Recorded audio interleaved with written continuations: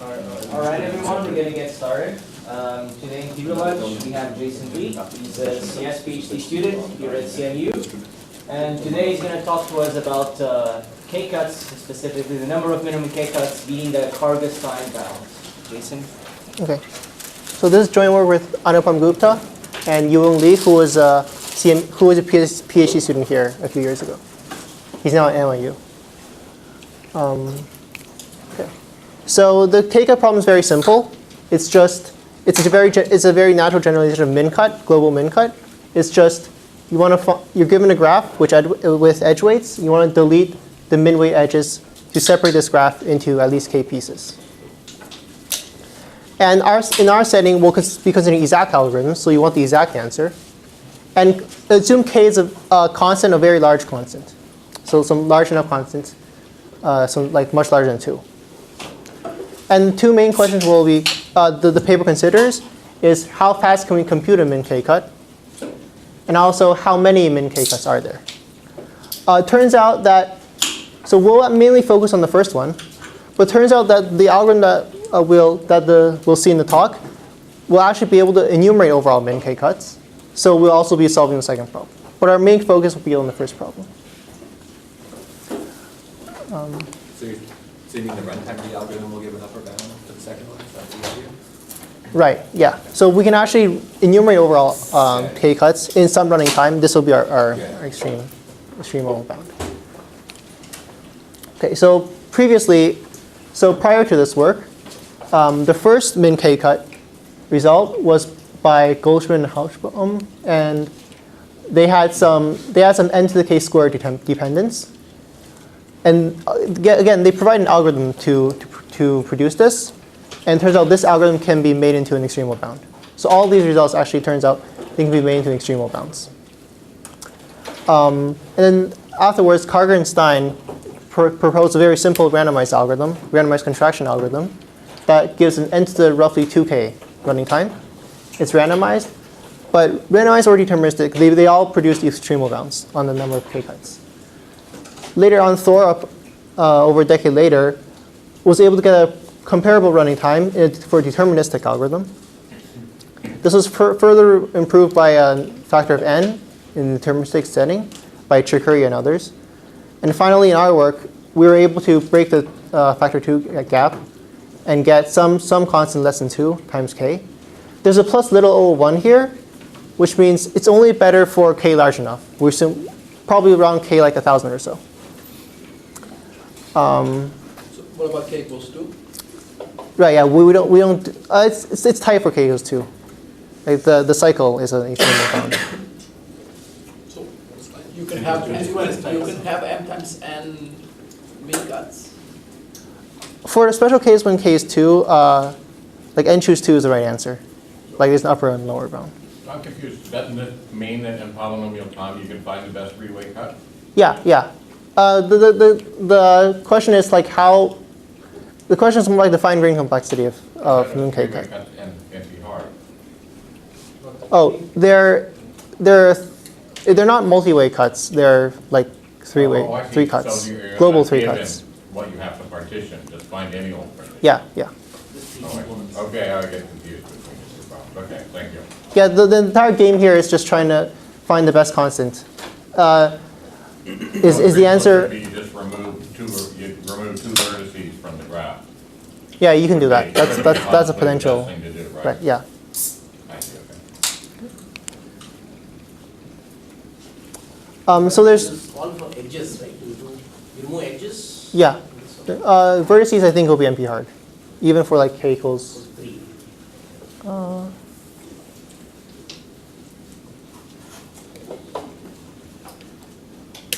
I'm not sure.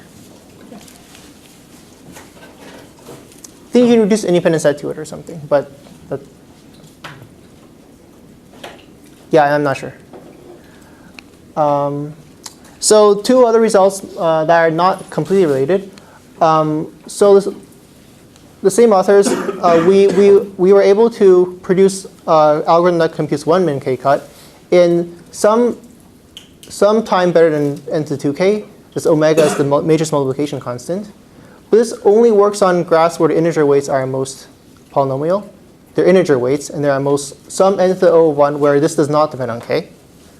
So this is not as strong of a result, and also does not imply any extremal bound, even for the case when they're integer weights. So that's one miscellaneous result. The second thing to note is that there is a lower bound on this problem. First of all, in the extremal example, in the extremal setting, there's a clear lower bound of n to the k, roughly, because you have like a clique where any way to chip off like k minus 1 singletons is a min k cut. So the lower bound is roughly n to the k. But it turns out, algorithmically, even to compute one min k cut, it's as hard as this problem called min weight k clique. And we believe that there should not be an algorithm for this min weight k clique better than brute force, essentially. So try all k vertices. So that's a conditional lower bound. So is n to the k the best lower bound for Yeah. the number of cuts? Yeah. Both the number of cuts and the commutation cost.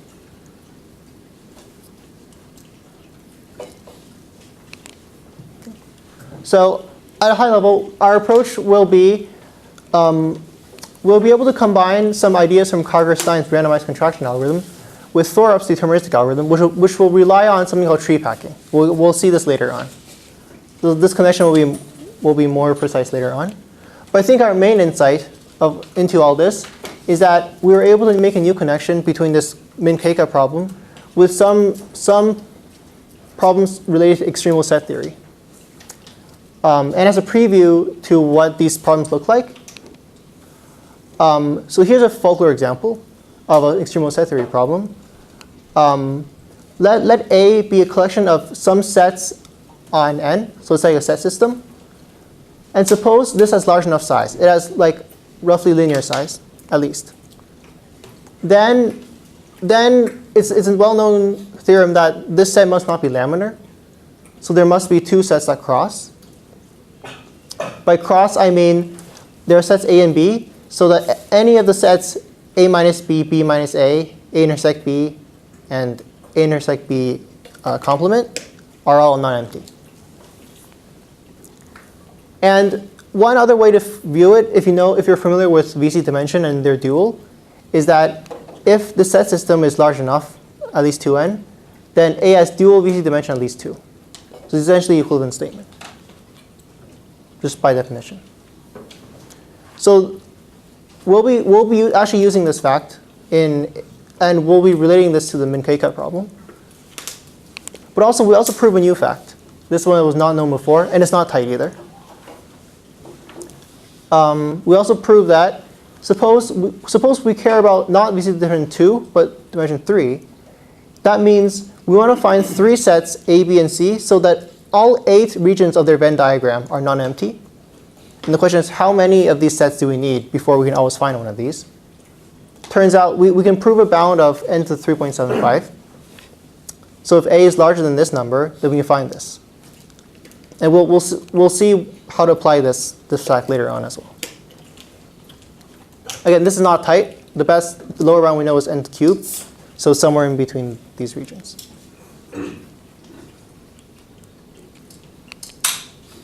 Okay, so we'll begin with the Karger-Stein algorithm because it's a very simple and instructive algorithm, and we'll be later modifying it to suit our purposes.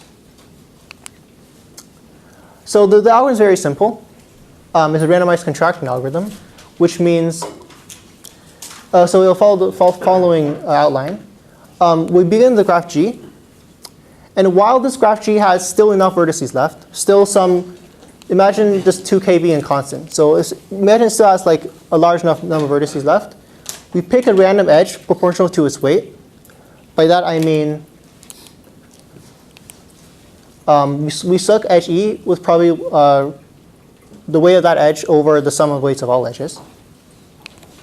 And we contract this edge. And then we merge some parallel edges. So if 2 vertices now have parallel edges, we just replace them with a single edge with their sum of the weights.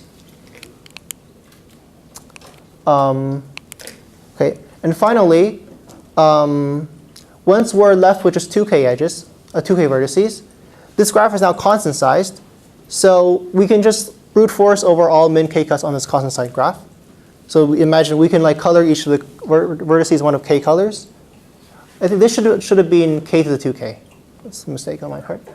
And then for each one, what we want to do is we want to, since the algorithm was a contraction algorithm, imagine we can start off with this k-cut on this small graph, the 2k size graph, and then uncontract, consider expanding it back into the original graph. This will give us a k-cut as well. And then what we want to do is we want to, for each of the k-cuts in this constant size graph, we want to expand, and then we return the best k-cut of them all. So now here's the main theorem that Karger and Stein prove. They prove that if you give me a min k-cut, Karger-Stein will return this k-cut with probability roughly 1 over n to 2k. Now this is any k-cut. So what Karger-Stein can do is it can just repeat this algorithm roughly n to 2k log n times. And with high probability, it'll capture all of the min k-cuts. So that's where the extremal bound comes from. But right now, we'll just focus on just computing one min k-cut. So what's the proof? So when can this algorithm fail? This algorithm will fail if and only if it contracts one edge of the min k-cut on some iteration. So by this I mean like the number of edges that go between different components in our targeted min k-cut. If it contracts one of these edges, then it merges two of the components together, and that's not good for us. And conversely, this is the only way we can fail. So of course, this min k-cut will start with n vertices in the graph, and it goes down n minus 1, n minus 2, all the way to 2k plus 1. So we need to consider the failure on each step. And these events are independent, in the sense that like we're making independent random choices each time. They're not really independent, but like conditioned on what's known before, like the new step is still random on the current graph. And the main observation in their analysis is that so the min k-cut is bounded by the sum of the k minus 1 smallest weighted degrees. That's because if you take just the smallest k minus 1 degrees and cut those out of the graph, that's a valid min k-cut. So that's a valid k-cut. So our min k-cut, which is the cost of s, it can be at most s. And then this quantity is equal to k minus 1 times the average of the k minus 1 smallest degrees. Now, of course, the average of k minus smallest degrees is at most average degree. So here I mean average of all the degrees. And this is exactly equal to k minus 1 times the sum of all the degrees over the number of vertices, just by average. And then the sum of the degrees, if you take each vertex and sum its degree, then you're counting every edge twice, once from each endpoint. So this is k minus 1 times twice the sum of all the edge weights over R. So then what's the probability of failure? It's exactly the sum of the edge weights, in the set E of S, which is opt, over the total edge weights. Now what we're doing is we're replacing opt with this quantity, bounding opt with this quantity here. So we can cancel the sum of the edge weights, and we get 2k minus 1 over R. So that's our probability of failure on when there are vertices left. It's an upper bound. So what's our success probability? Since the iterations are kind of independent, we can just multiply the failure probabilities. We can multiply the success probabilities. And then if we compute what this actually is, it's these numbers multiplied together. And you can see that there's some cancellation going on. You can see that the first n minus 2k plus 1 cancels with some expression in the denominator about 2k minus 2 2k minus 2 fractions later. So there's this kind of like delayed cancellation going on. And this leaves about 2k minus 2 values of roughly n in the denominator. So that means this is at least n to the 1 over n to 2k minus 2. So that's the analysis of Karger-Stein. We'll see a modified version of this with a modified analysis later on. Any questions so far?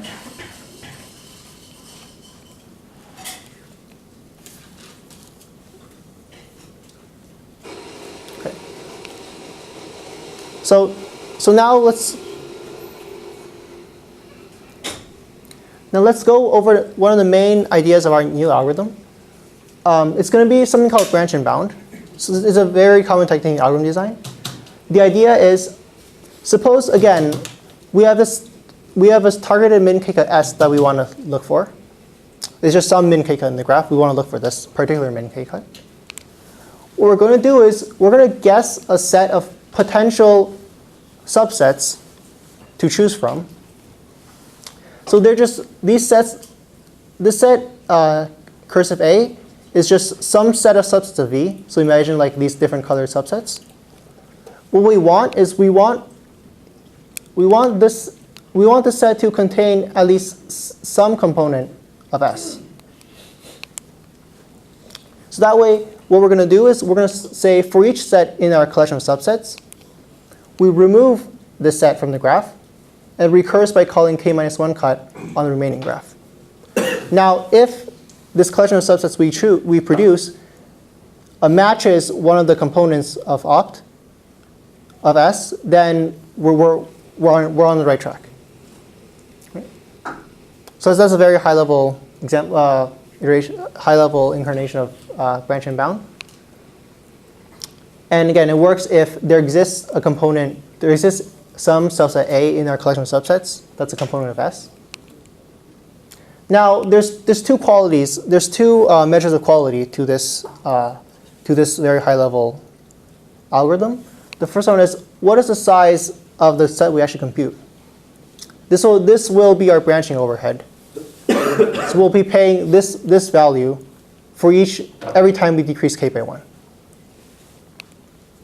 But also, not only do we want a small a, we want to be able to compute this efficiently.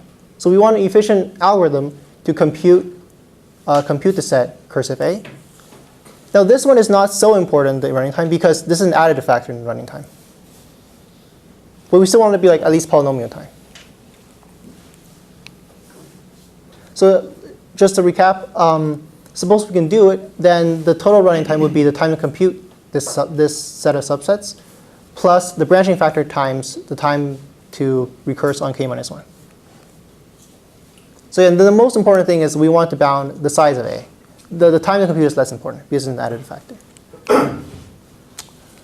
Okay, so I think what I'm going to cover next will be, I think, like the simplest setting that illustrates our main connection to extremal set theory, which I think is our main insight in the entire result. So we're gonna set the following. We're going to define the following set cursive A prime to be all the subsets whose cut value. So this is just the size of the cut when you cut A out of the graph. So this is the boundary edges of A. In G, the total weight of all the boundary edges. And we want this to be, you should think of this as a less than, quite a bit less than the average value of one of the pieces. So what I mean by that is, what is the average cut size of some component in opt? Well, there's some, if you sum over all the boundaries, it's exactly twice opt because every edge in opt is counted twice. Now we're dividing by k, so on average, every cut size is 2 over k opt. So that means we're essentially, you can think of cursive A prime as all subsets that are sufficiently smaller than average.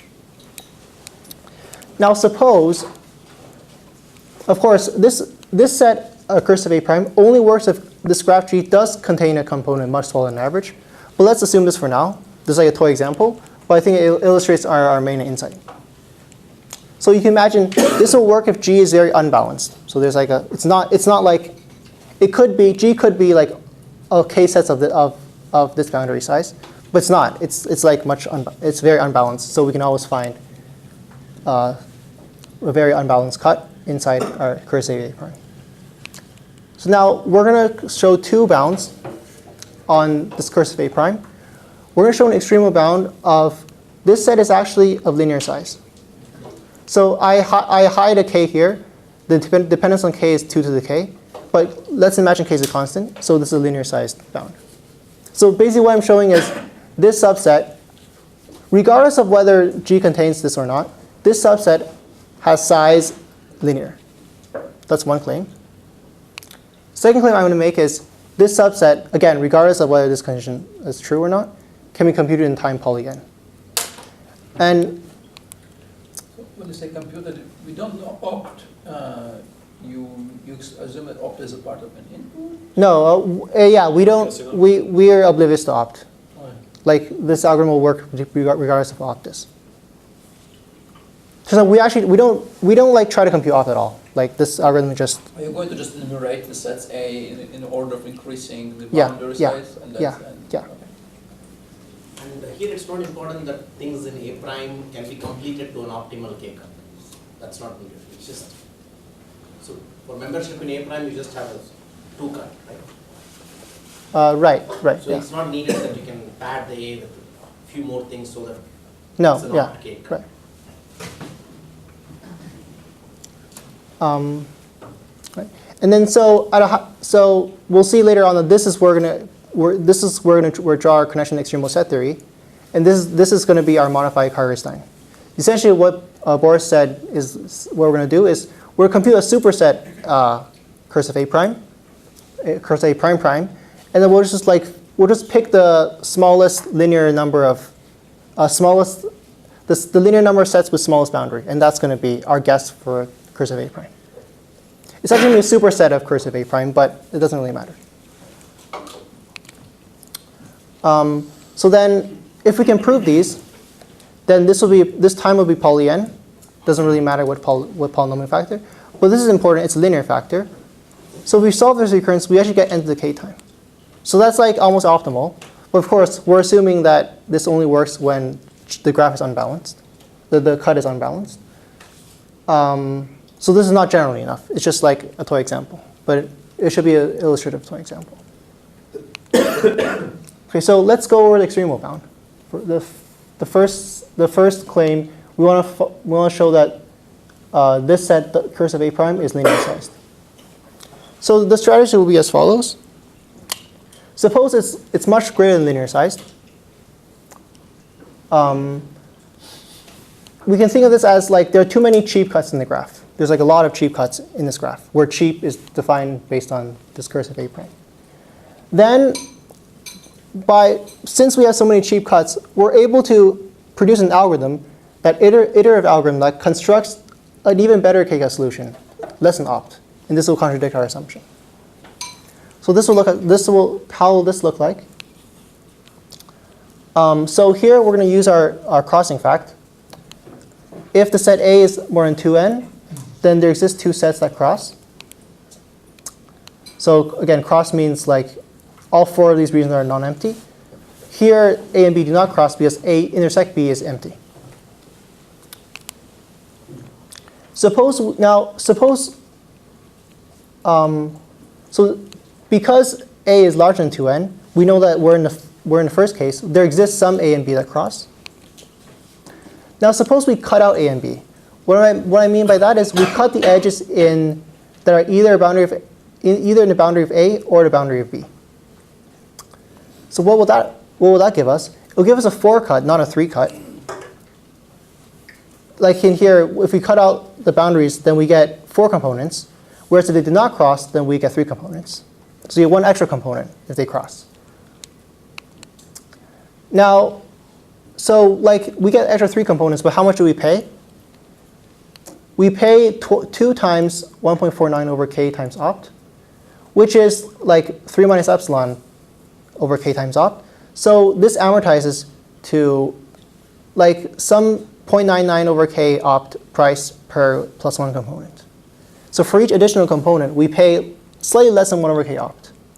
Now if we can repeat this, like maybe something like this, just keep on going forever until we hit k components, then we're going to pay like the ceiling of k over 3 times this 2.99 over k opt, which if k is large enough, we can like ignore the ceiling, we get something less than opt. And this is a contradiction. Wait, what do you mean by repeat? So suppose we can cut out to A and B, and somehow we're able to find another C and D that also intersect in the remaining graph with these cut out. This might not always happen. It might be some other structure. We'll see a formal proof in the next slide. Okay, fine. Yeah. But like this is like a pictorial example that I like to have in mind. We're just keep on cutting out these crossing cuts, and then we can get something better than opt, and that's a contradiction. So here's the formal proof of the set must be at most 2 to the k times n. And so again, assume for contradiction that it's not. We're going to build a k-cut iteratively, beginning with, so our initial k-cut will just be a 1 cut, it will just be entire graph, the trivial 1 cut.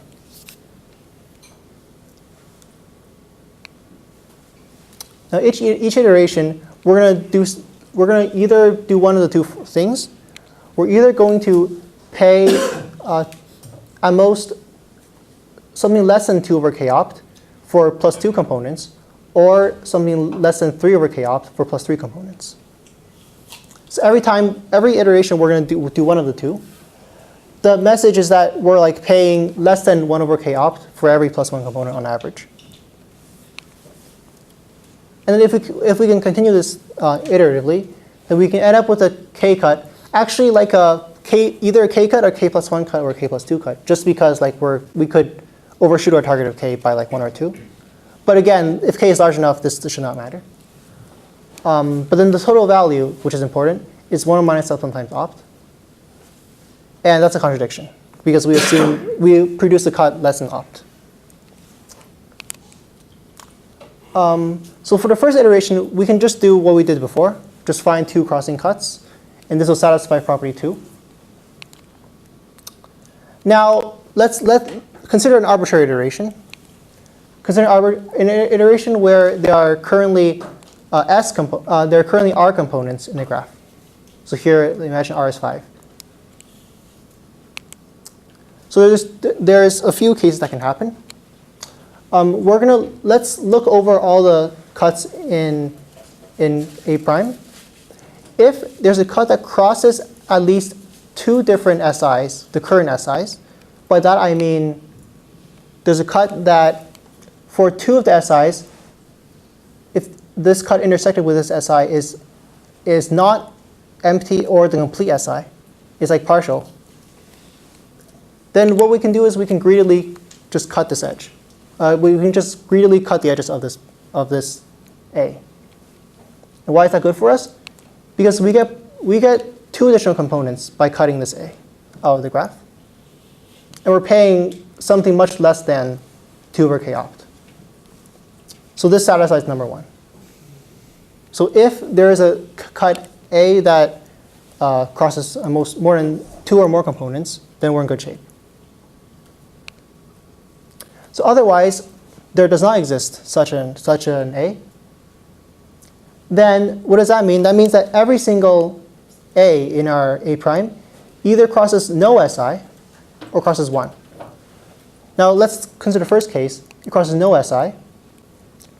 What does that mean? That means that for each I, the intersection of A and SI is either the empty set or the complete SI. There's at most 2 to the R possible of these, because there's only 2 to the R many choices. There are 2 choices for each SI. So this is like a small number. It doesn't depend on n. We can ignore it. Otherwise, it crosses 1 SI. Then that means, in this case, let's group each of the components A by which SI it crosses. So we'll have R groups. And since we'll have Okay, we'll have R groups. And since A is much larger than even R times n, there will be a group with at least 2 n sets. And what we'll do is we'll find a crossing pair in this group. So imagine that they intersect the set S1, and we find 2 crossing cuts in the group S1. Then they might look something like this. The blue cut crosses S1, and it completely contains S2 and not any of the others. Whereas the green cut crosses S1 and completely contains this one, but not the others. But the point is they cross inside S1. So if we cut both of these out of the graph, then we get 3 extra components and not 2. And we'll pay something much less than 3 over k opt. So we'll satisfy number 2. So that's the entire proof. We'll just keep on. We can always end up with either of these situations, and we'll end up getting contradiction. So this shows that the bound A prime must be linear. Any questions?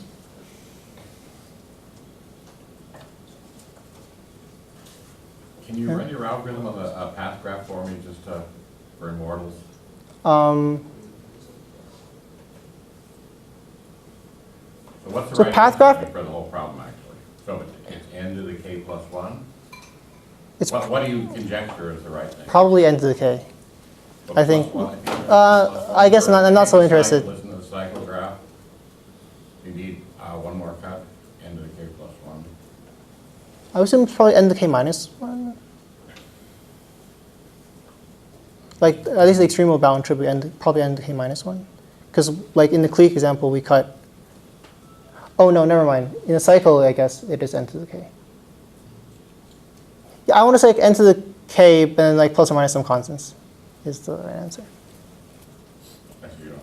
Yeah, and I'm not. But what would your algorithm do on the path graph or the cycle graph? So I think it will cut. So a path graph is unbalanced. There's like a component like the.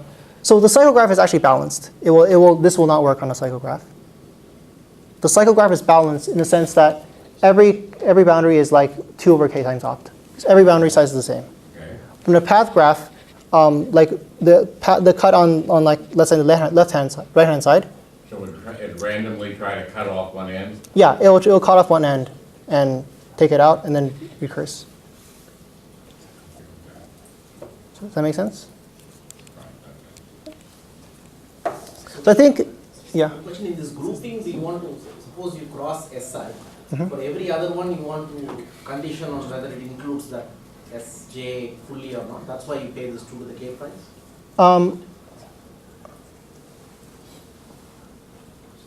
I think like I was being lazy. Like I think this could have been like 2 to the k plus O of n. Like I just want to deal with the fact that there are 2 to the r many things we want to ignore. Yeah, this is a very loose bound.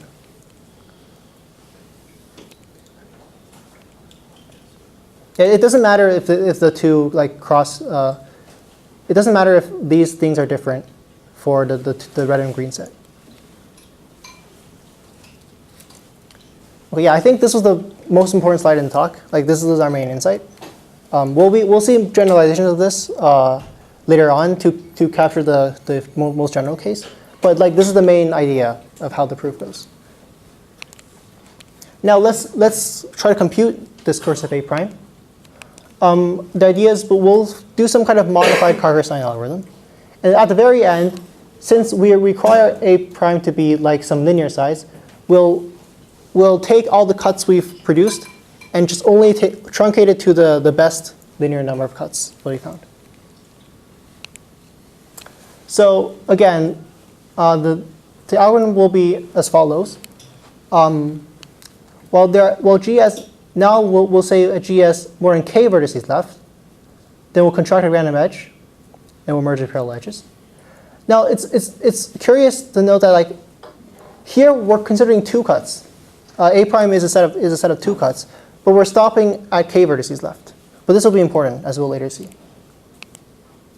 And then now that we have k vertices, let's consider all 2 to the k possible subsets, and then uncontract them back to the original graph, and these will be our set of k cuts. And finally, we'll just repeat this some poly n times. And this will give us a superset of A prime, and then take the best linear number of them. That's our set. So the analysis is very similar. We want to show that, again, the plan is to show that for any set inside A prime, you'll actually return it with some 1 over poly n probability. And we do this again by analyzing the failure probability when there are vertices left for some r in this range. So from before, we have this bound from before that we can reapply here. Sorry, Jason, is the only difference from the from Karger-Stein that now we're doing all possible 2 to the k subsets? Yeah. So here we're considering 2 cuts, not k cuts. Oh. Yeah. So it's not k to the k. It's 2 to the k. Yeah. But it's curious that it's worth noting that like we're stopping at k, and not like 2 or like 2 times 2 or whatever Karger-Stein used to do. So from before we have this bound from Karger-Stein, and then our probability of failure is again the cost of the cut divided by the sum of the edge weights. Which, if we apply this, the definition of A prime gives us this following bound, and then now you can think of replacing opt with this inequality. So k and k minus 1 cancel, these cancel, and we get something like 2.98 over r. So then our probability of success, again, we have this like telescoping product. And turns out this will be roughly, turns out like what the exponent here depends on actually like this number here. Like we can imagine like we cancel something roughly 2.98 factors later. So we can repeat this some like 2.9 n to 2.98 log n times, and this will, with high probability, capture all the cuts that we want and return the best linear number of them. So what we've done so far, we have an algorithm that essentially branches with the factor n on any min k cut that's unbalanced. That's what we've done so far. Okay, now the question is, what if S is balanced? So here here's an example that is useful to keep in mind. It's a very canonical example. S is perfectly balanced. So the cut size is 2 over k opt for every single SI. Unfortunately, this will be bad for us in this algorithm because A prime does not contain any of these. Now we could try taking the following set A prime. We can take just replace 1.49 with 2, or even like 2.1 to have for some slack. But the problem is, it turns out this one does not have a corresponding linear sized bound. It can be n squared even. It's bad for us because if we branch with a factor n squared, then for each of k iterations, then we end up with n to 2k. So we're not beating the best at all. So the message with this counterexample, or this hard example, is that perhaps we don't want to recurse on a k minus 1 cut from scratch. So it might be possible that like the graph is perfectly balanced, and our branching strategy will still be to compute some such set A, which might have quadratic size. But the idea is now we don't want to recurse completely. We don't want to recurse on a completely independent example on k minus 1 cuts. We want to keep some global measure of progress. So we don't want to start from scratch each time. Maybe let me ask a question. Yeah. So are you saying that instead of looking, so when you look at for set A, this essentially means looking for some very nice 2-cut. Then you use that to recurse. Are you going to say that you're going to look for a nice 3-cut, say? That's a strategy. Just we couldn't prove any nice extremal bounds on that. That was too hard for us. Okay. Yeah. But that is a valid strategy. It's just these like current set theory bounds are all for 2 cuts. They're all for like sets. They're not like colored sets or something.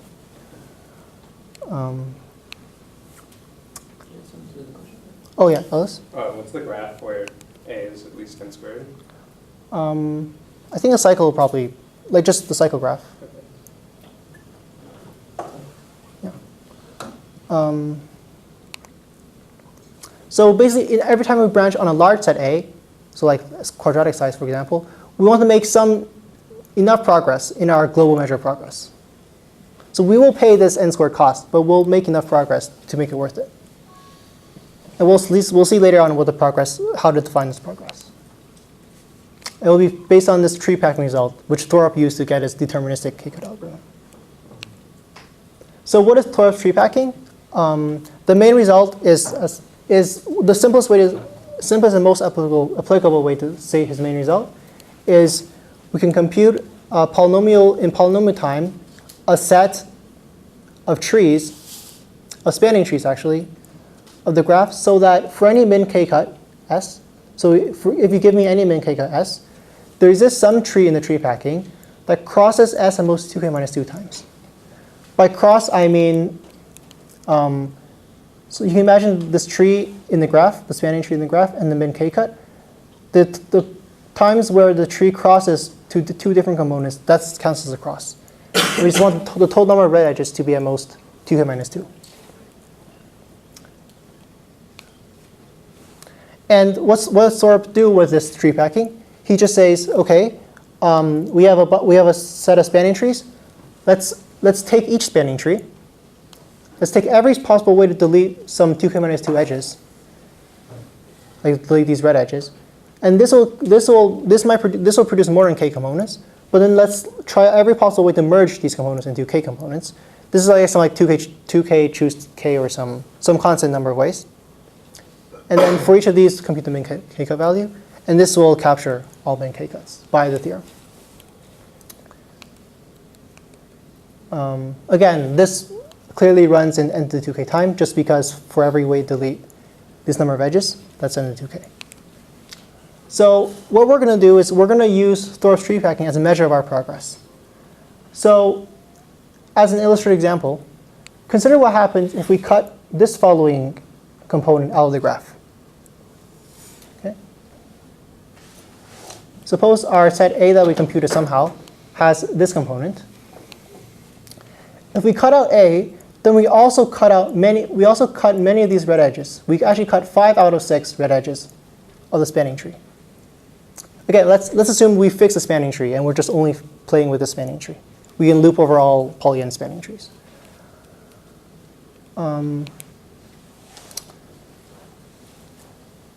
So what this means, like, if we consider our algorithm compared to the brute force Thorup's algorithm, guessing this A inside our set is like the same as guessing some 5 edges of this tree T to delete. So what that means is as long as the set A is even like n to the 4.9, then we can pay n to the 4.9 time by branching on the set A. And on one of these branches, we guess 5 edges, which is better than Thorup's algorithm. So we're beating brute force, basically. So our measure of progress will just be, we're now restricting ourselves to this game on like beating brute force on the spanning tree T that we're focusing on.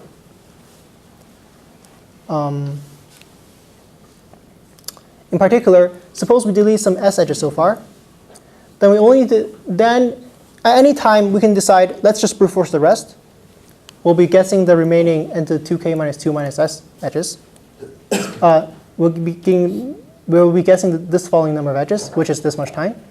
But if we guess the S edges, the first S edges, much faster than n to the S, based on something like this, then we're gaining progress overall. Then we already beat brute force by a considerable amount, especially if S is like, let's say linear in k, like 0.1 times k. So the basic message to get across is that if our set A is some n to the beta, where we can think of beta as potentially very large, but there exists some set A inside the set that cuts greater than beta, much greater than beta edges of t, then we're safe. We can safely say let's branch on A, even if we pay like n squared or more. Now, if we go back to our set A prime that we considered before, this means that if there's a set in A prime that cuts 2 edges of t, then we can branch on A, because we pay a linear factor and we get 2 edges.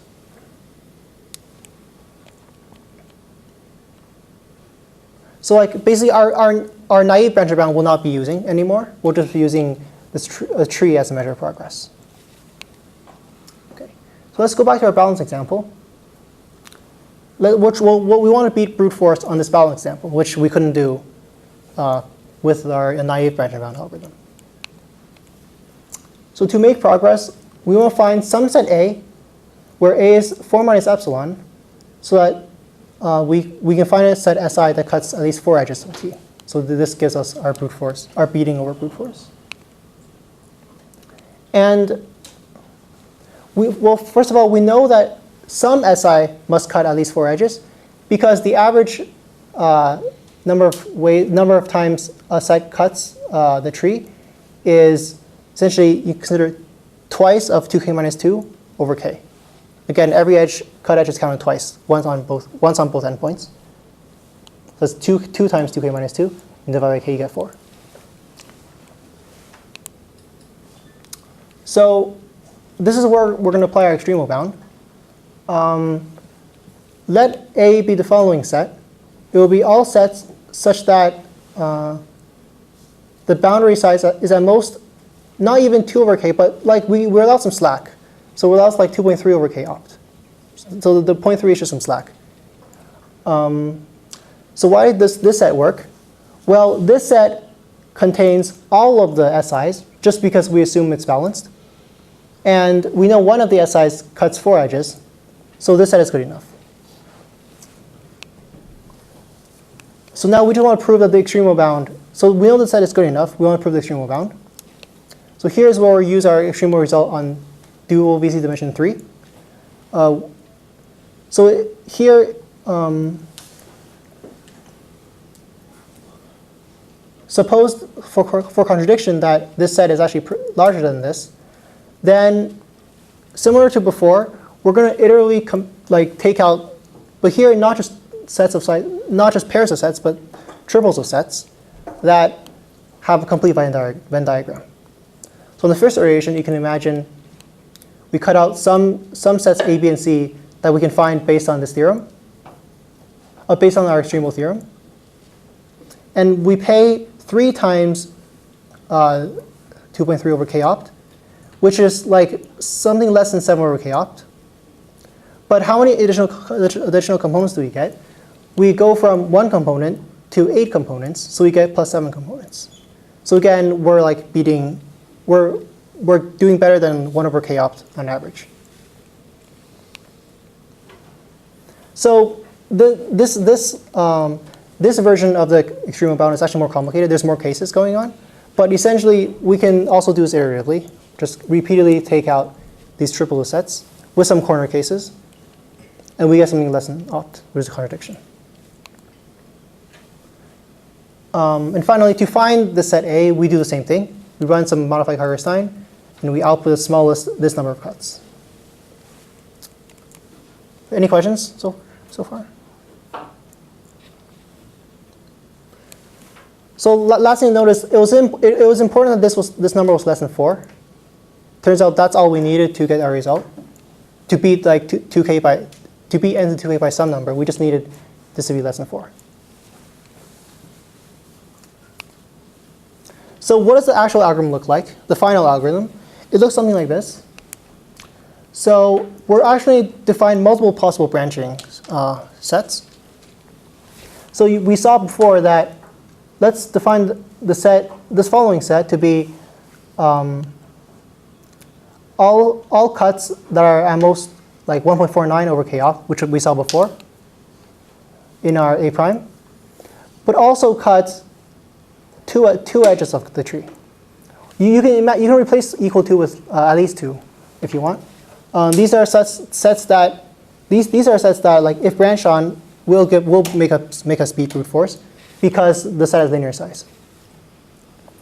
Similarly, we can, based on what we saw just right before, we can declare this following set, and any choice of a set inside here will also be brute force because this set has size n to 3.75, and we're cutting 4 edges. Now, there are other things that we omitted just because they're technical and less interesting. We have other branching possibilities. Turns out this A3 is some other extremal bound that we need to prove to get something similar. So here we have 2.75 and 2 minus epsilon here. It's not very interesting. It's like a very similar generalization of what we had before. And we have some cases of sets that do not cut any tree. Well, I guess this doesn't really make sense here, but it will make sense later on. But we do have the case when they only cut one edge. But it turns out that if any of the cuts inside here is a component in SI, then branching on the corresponding set A will make us progress. That's the message. So what happens if there are no such sets? What happens if there are no such SI in any of these? What that means is all the sets with SI with boundaries, T boundary at most 4 have a comparatively large boundary size in G. What I mean by comparatively large, what I mean is recall that the sum of the boundaries in G is twice opt, whereas the sum of the boundaries in T is roughly 4k. So if we like kind of compare these, this value should be like roughly, like if we scale them down appropriately, this value here should be roughly 1 over k times opt versus 2, 1.5 over k opt versus 3, and 2k over opt versus 4. But we actually have that since no SI is in any of these, that means each SI in, let's say, this one is more than 1.49 over k opt, which is much greater than the the scaling that we get based on this. Essentially, like all of these sets have a lot more take up a comparatively large boundary of G mass overall like, whereas our total budget of boundary G is almost twice opt. Basically, what this means is, okay, another thing to note is that since the average T boundary, this should have been just the cardinality here. Since the average T boundary is at most 4, and we're covering all sets of boundary at most 4, this is like most of the sets SI, like a constant fraction of them. What this means is, there must be some SI. Suppose this red text is true. That means there must be some SI with T boundary more than 4, like 5 or more, with comparatively small this, to make up for the fact that these have comparatively large G boundaries. So what we're going to do is, to take care of this edge case, we're going to declare for each beta 5 or higher integer. We're going to declare something where we have the right scaling based on these two quantities, but we have a 1 minus epsilon here, so it's like comparatively smaller. And it turns out we can enumerate this a to the beta in this much time, and this is just by modifying our Karger-Stein. This is just a generalization of our modified Karger-Stein algorithm. But the point is, like, by gaining this 1 minus epsilon here, we gain a 1 minus epsilon here, and this makes us beat brute force for this set. So the claim is basically, if we take all of these sets and we branch on each one, then there will be some set SI in one of these A's, and regardless of which one it ends up being inside, we make progress. So the algorithm will actually like try all these A's, and for each one branch inside there. So now, so what will this do? The first time it branches, it will beat brute force by some constant factor, like maybe n to the 0.1. But if we can make this algorithm recursive, then this is how we're getting this like n to the 0.01 k improvement. This is how we get the constant down from 2k. So in general, once we cut out some portion of the graph, this tree is no longer a tree. It might be a forest. It might have many components. And the key observation here is the previous arguments had a lot of slack. So we had like these 2.3 instead of 2, like 1.5 instead of 1. This means that as long as we still need to delete, as long as maybe this tree is not a tree anymore, it's a forest, but as long as we still need to delete like roughly 2k edges from this forest, then we can still make progress. Which is again based on the fact that there's a lot of slack. And once we've made enough progress, we can just stop and then say, let's brute force the rest. So that's what Thorup does. Yeah, and together this make, well, once we optimize everything, which is like very technical and not very interesting, we get this 1.981. So any questions at this point?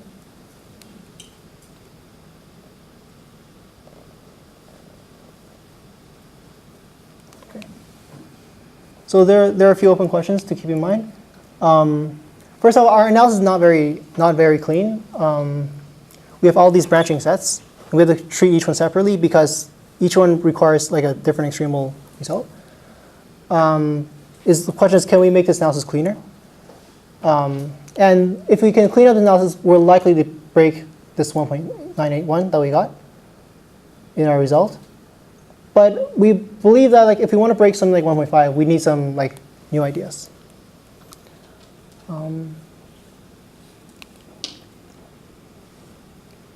And there's like a more like self-contained question, which is we've investigated this problem of dual BC dimension 3. Like how many sets do we need before we have 3 sets with complete Venn diagram? If we can improve this 3.75 to 3, then we'll improve our result by something probably like 1.95 or something. So that's one direction to take. It's less ambitious, but it does imply a better bound. And yeah, I think that's it.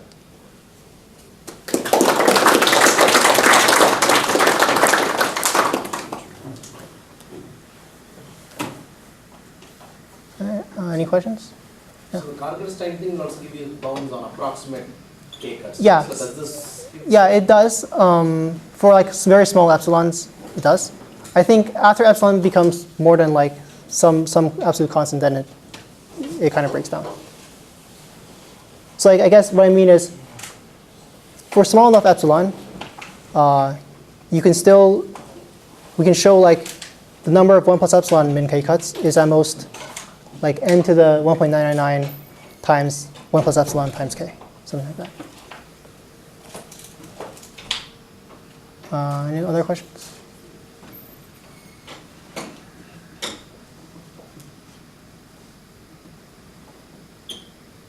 Okay.